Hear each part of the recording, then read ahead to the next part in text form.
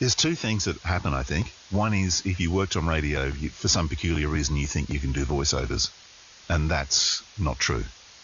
The other thing is you have an agent, which, very few people in radio ever have. So you are reliant on your agent finding work for you.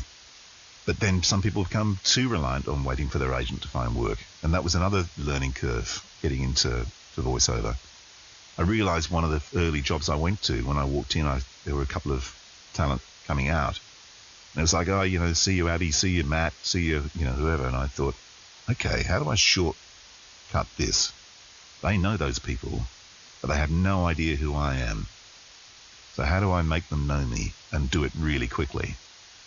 So I employed a photographer, and I said, look, we're going to do that. We're going to make the early CD demos, because cassettes are just finished.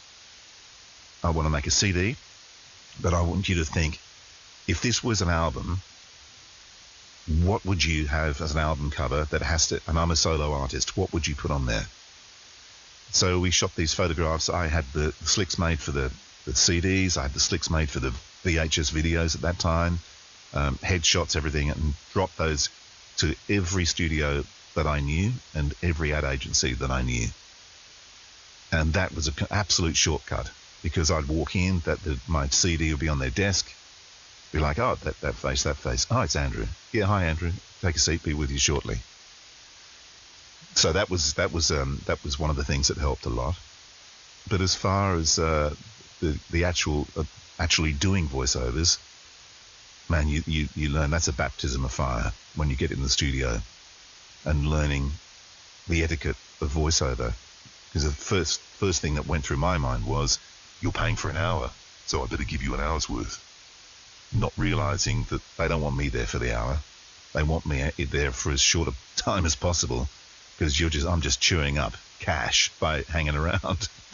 That was another valuable lesson. It's a different way of communicating.